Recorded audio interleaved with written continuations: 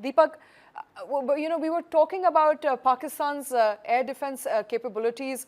While we do know that India has hit out Lahore's ability to defend itself, it has hit out at Lahore specifically, at the HQ-9 air defense system of Lahore. I also want to understand from you, as far as Pakistan's drone systems is concerned, the swarm drones that were sent out to Pakistan. How many does Pakistan have in its kitty? Could you perhaps run us through what we know about Pakistan's drones, its capabilities to enter India and attack India? See, Shweta, one of the reasons that people go in for swarm drones is the relative, price consciousness behind the whole idea. Now, each of these drones doesn't cost a lot of money, and therefore any army has the capability of getting hundreds, if not thousands, of these drones. The idea is to send a lot of these cheap drones to overwhelm enemy air defense systems.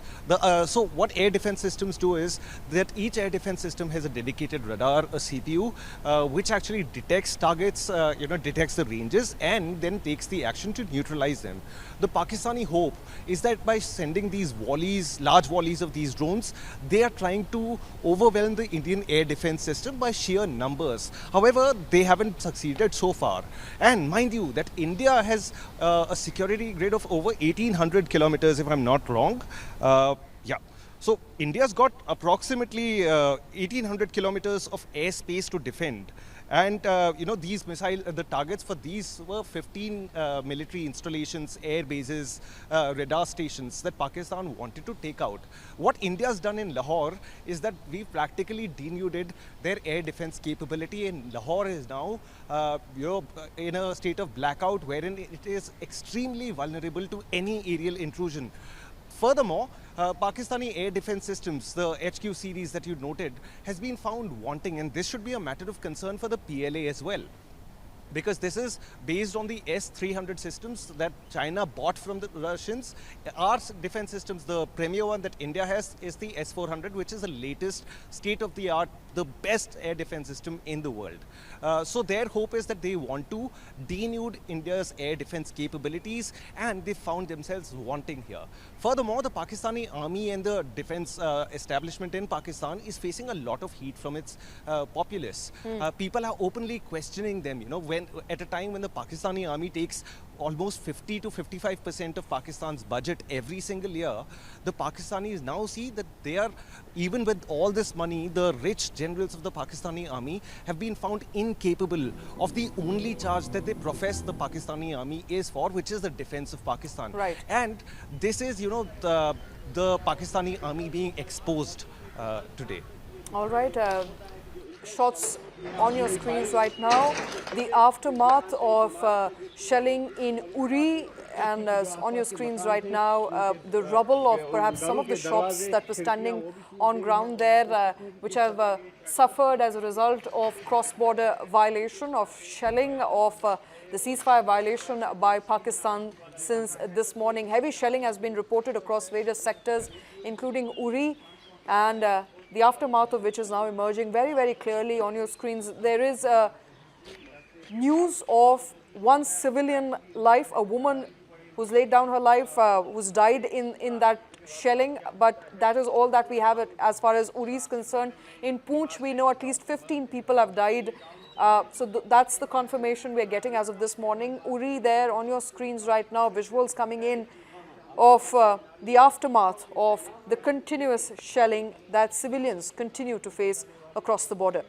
Air Marshal VPS Rana is back with us. Air Marshal, as my colleague was pointing out, an attempt through the swarm drone was made to overwhelm India's air defense system to see if at least one will hit, but none of them did. But I want you to talk to us about the capability of Pakistan's air preparedness, right now, when we do know Lahore is highly susceptible. To what extent do you think Pakistan can really face up to India's air capabilities? See, like rightly Deepak said, these swarm drones, in my opinion, also is basically to probe and overwhelm your system. We have a typical situation nowadays in drone warfare that should you be taking this against, like he said, the price consciousness, that a huge expensive systems you cannot be probably using against these kind of swarm drones. But like you covered earlier, L-70, Zu-23 kind of guns, which actually had probably gone out of fashion because of the sophistication of the air attacks, now are back in favor, primarily because of these kind of swarm drone attacks. These are the cheaper drones and can effectively be taken down by L-70, Zu-23 kind of air defense guns. And I think they are the best weapon systems as far as to take care of these kind of cheap swarm drones that are coming to probably saturate your air defenses. And then the main defenses, main air defense units, which comprises your S-400, MR-SAM, AKAS, and also the shoulder-fired missiles, can then be for a little, more serious kind of air attack that would take place. As far as the Lahore was concerned, they also have HQ-9, which, as per the reports, was taken down yesterday, and also other. I believe there are other 7 AD systems that have been taken down. This is something known as a suppression of enemy air defenses.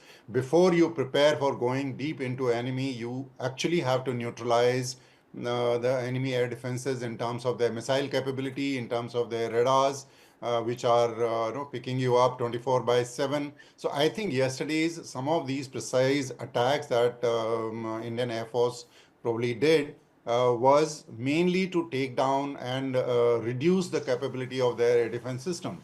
So, but this would Right. not be all. The air defense system comprises the whole network of radars, your AWACS, AEWs, and they are on 24 by 7. And then there is a multi-layered defenses in terms of, like what Deepak also covered. You have systems which take care of around 200, 400 kilometers, then around 100, then at 70. So this is, and then the point defense, which is L-70 shoulder-fired guns and short-range air defense systems, which Right. take care of. So So correct me if this is I'm wrong. It wouldn't be fair to say that India has completely taken out the air defense of Lahore. No, not Right. at all, not at all. We should not be complacent by just putting these at all. There's a whole system in place. There are Understood. multiple layers of radars. There are multiple layers of air defenses. Radar gives the But warning. Command and control center right. But how analyzes. significant is the taking down of HQ9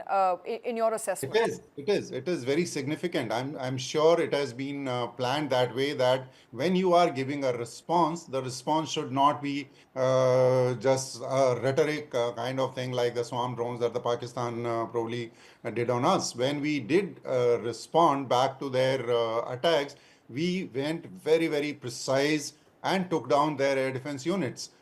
Which is, in any case, when you prepare for an air war, when you prepare for air strikes, the first thing that you need to do is suppress the enemy air defenses either through hard Right. kill or through soft kill. And that's what we did. So probably we would have created certain gaps. It's a part of the deeper plan. We would have created gaps, which then, as and when we go and strike with our aircrafts, then possibly, and for that matter, even the missiles, Right. you have taken down their detection Okay. capability, then it Marshal, becomes. stay.